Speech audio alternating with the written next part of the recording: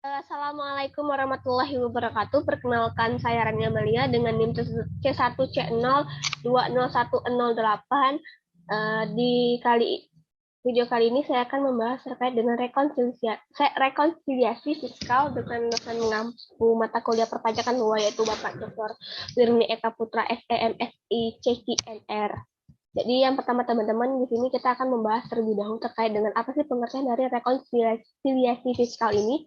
Jadi rekonsiliasi fiskal adalah salah satu langkah wajib pajak untuk mencocokkan jika ada hal yang berbeda antara laporan keuangan komersial yang penyusunannya didasarkan atas sistem keuangan akuntansi atau SAK dan laporan keuangan yang penyusunannya itu didasarkan atas sistem fiskal. Jadi laporan keuangan komersial yang digunakan adalah penilaian kinerja ekonomi serta keadaan finansial sektor swasta, sementara laporan keuangan fiskal digunakan dalam perhitungan pajak. Kemudian dalam dokumen rekonsiliasi, koreksi fiskal ini terbagi atas koreksi positif dan negatif. Di mana koreksi positif ini adalah koreksi yang menyebabkan pertambahan laba fiskal atau pengurangan rugi fiskal, sehingga laba fiskal itu lebih besar daripada laba komersial. Dengan kata lain, rugi fiskal lebih kecil daripada rugi komersial. Sedangkan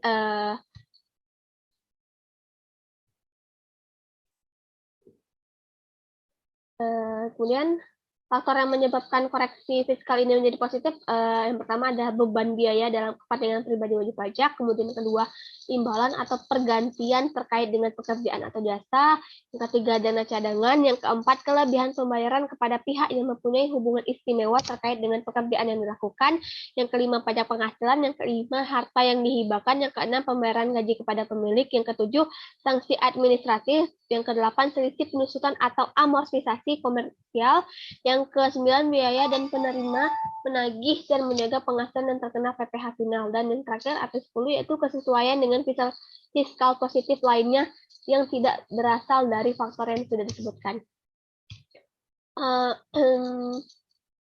Sedangkan koreksi fiskal negatif itu adalah koreksi fiskal yang menyebabkan pengurangan laba fiskal atau bertambahnya rugi fiskal, sehingga laba fiskal itu lebih kecil daripada laba komersial atau rugi fiskal lebih besar daripada rugi komersial. Kalau yang negatif tadi itu kan laba fiskalnya lebih besar ya teman-teman, itu bedanya antara positif sama negatif dari koreksi fiskal. Kemudian apa sih faktor yang menyebabkan koreksi fiskal ini menjadi negatif? Faktornya itu yang pertama ada selisih komersial di bawah dengan penyusutan fiskal, kemudian yang kedua pendapatan yang terkena PPh final serta penghasilan tidak termasuk objek pajak, tetapi dalam peredaran usaha. Dan yang ketiga itu adalah penyusutan fiskal negatif lainnya. Lalu apa sih jenis-jenis dari rekonsiliasi fiskal? Nah, rekonsiliasi fiskal ini terbagi atas dua jenis dan didasarkan atas perbedaan secara komersial dan fiskal.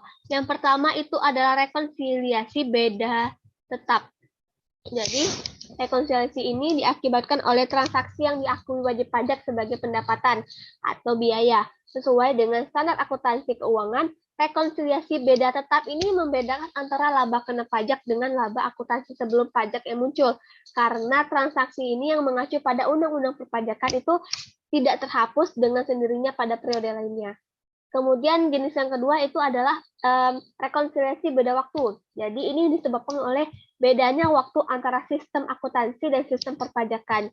Jadi transaksi yang menurut akuntansi komersial dan pajak itu sama, tetapi perbedaannya terletak pada waktu alokasi biaya. Nah, lalu tahap melakukan rekonsiliasi fiskal. Jadi, jika ingin melakukan rekonsiliasi fiskal, maka langkahnya itu ada 4 ya teman-teman. Yang pertama itu kita harus mengetahui penyusunan fiskal yang dibutuhkan. Kemudian yang kedua, menganalisis elemen penyesuaian agar menentukan pengaruh elemen terhadap laba usaha yang dikenakan pajak. Yang ketiga itu mengoreksi fiskal, yakni memantau angka koreksi fiskal berdasarkan positif atau negatif yang tadi yang telah kita bahas ya teman-teman. Yang keempat itu adalah menyusun laporan keuangan sesuai dengan fiskal sebagai lampiran SPT tahunan PPh. Baik, itulah materi yang dapat saya sampaikan terkait dengan rekonsiliasi fiskal. Jika ada kesalahan atau kekurangan materi yang saya sampaikan, saya mohon maaf. Saya akhiri dengan wassalamualaikum warahmatullahi wabarakatuh. Terima kasih.